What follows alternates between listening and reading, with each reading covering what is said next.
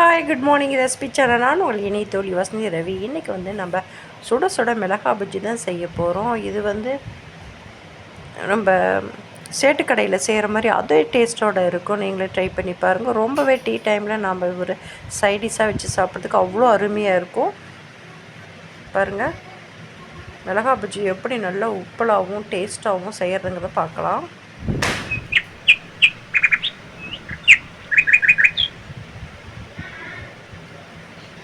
அதுக்கு நான் மிளகாய் பாருங்கள் ஒரு 1/4 கிலோ மிளகாய் வாங்கி வச்சுருக்கேன். இந்த மாதிரி சைஸில் கொஞ்சம் கோணையாகவும் இருக்குது. நான் இதை 2 கட் பண்ணி வச்சுக்கிறேன். நீங்கள் முழுசாக கூட போட்டு செய்யலாம். நான் இன்றைக்கி 2 கட் பண்ணி தான் செய்ய போகிறேன். இந்த மாதிரி பாதியாக கட் பண்ணிக்கலாம். பாருங்கள், இந்த மாதிரி கட் பண்ணி வச்சுருக்கேன் பாருங்கள்.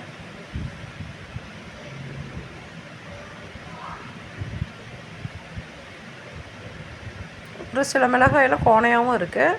இருந்தாலும் பரவாயில்ல, நமக்கு மிளகா பஜ்ஜி எப்படியோ ஒன்று செய்யணும். பாருங்கள், அதுக்கு நான் மாவு கலந்துக்கிறேன். 2 கரண்டி அளவுக்கு நான் கடலை மாவு போட்டுக்கிறேன். 2 டேபிள் ஸ்பூன் அளவுக்கு அரிசி மாவு போட்டுக்கிறேன். தேவையான அளவு மிளகாத்தூள் போட்டுக்கலாம். கொஞ்சம் ஓமத்தை நல்லா க்ரஷ் பண்ணி போட்டுக்கிறேன். கொஞ்சம் பெருங்காயத்தூள் போட்டுக்கலாம். தேவையான அளவு சால்ட்டு போட்டுக்கலாம். இது கொஞ்சம் கொஞ்சமாக தண்ணி ஊற்றி நம்ம பஜ்ஜி மாவு பதத்துக்கு கலந்துக்கணும். ஒரேடியே தண்ணி ஊற்றிடக்கூடாது. ஒரு விஸ்க் வச்சு நல்லா கலந்துக்கலாம்.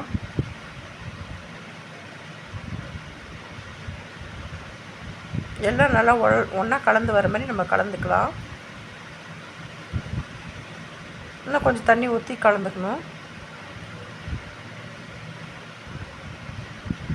இது சாப்பிட்றதுக்கு அவ்வளோ ஒரு டேஸ்ட்டாக இருக்கும். நீங்களும் ட்ரை பண்ணி பாருங்கள். நல்லா காரசாரமான ஒரு மிளகா பஜ்ஜி தான் இது. ஈவினிங் டைமில் டீயோடு வச்சு சாப்பிடும்போது சும்மா அப்படி இருக்கும்.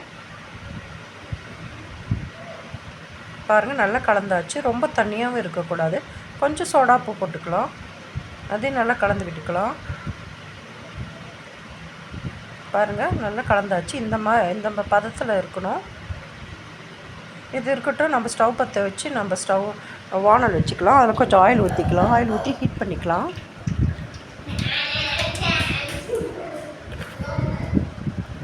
அது ஆயில் காஞ்சிட்டு இருக்கட்டும். நம்ம ஒரு டம்ளரில், இந்த மாதிரி டம்ளரில் நீட்ட டம்ளராக இருக்கணும். அதில் நம்ம மாவு பஜ்ஜி மாவு இதை கலந்து வச்சுக்கலாம். அப்போ தான் மிளகாய் நீட்ட சைஸாக இருக்கனால இதில் முக்கிய எடுத்து போடுறதுக்கு நம்ம ரொம்ப ஈஸியாக இருக்கும். பாருங்கள், இந்த மெத்தடு தான். இந்த மாதிரி போடும்போது நம்மளுக்கு ரொம்ப ஈஸியாக இருக்கும்.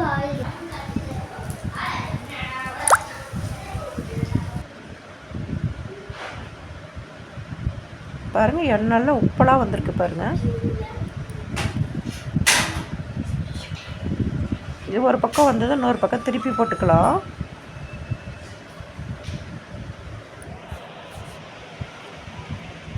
நம்மளை டம்ளரில் முக்கி போடும்போது நமக்கு ஈஸியாக இருக்கும். பாருங்கள், நல்லா உப்பி எப்படி பஜ்ஜி எப்படி வந்திருக்குன்னு பாருங்கள். இதே மாதிரி எல்லா மிளகாயும் நான் பஜ்ஜாக பொரித்து எடுத்துக்கிட்டேன். இவ்வளோ பஜ்ஜி வந்திருக்கு. இதை பிளேட்டுக்கு மாற்றிக்கிறேன். நீங்கள் இது புதினா சட்னி இல்லை டொமேட்டோ சாஸ் இதோடு வச்சு சாப்பிடும் சும்மா டேஸ்ட்டு அந்த மாதிரி இருக்கும். நீங்களும் ட்ரை பண்ணி பாருங்கள். இந்த வீடியோ உங்களுக்கு பிடிச்சிருக்குன்னு எனக்கு பிடிச்சிருந்தா சப்ஸ்கிரைப் பண்ணுங்கள், லைக் பண்ணி ஷேர் பண்ணுங்கள், கமெண்ட் பண்ணுங்கள். இன்னொரு இன்ட்ரெஸ்டிங்கான வீடியோட நான் உங்களை மீட் பண்ணுறேன். சமையலை எப்பொழுதுமே ரசித்து செய்யுங்க, ருசித்து சாப்பிடுங்க. தேங்க்ஸ் ஃபார் வாட்சிங். Bye bye.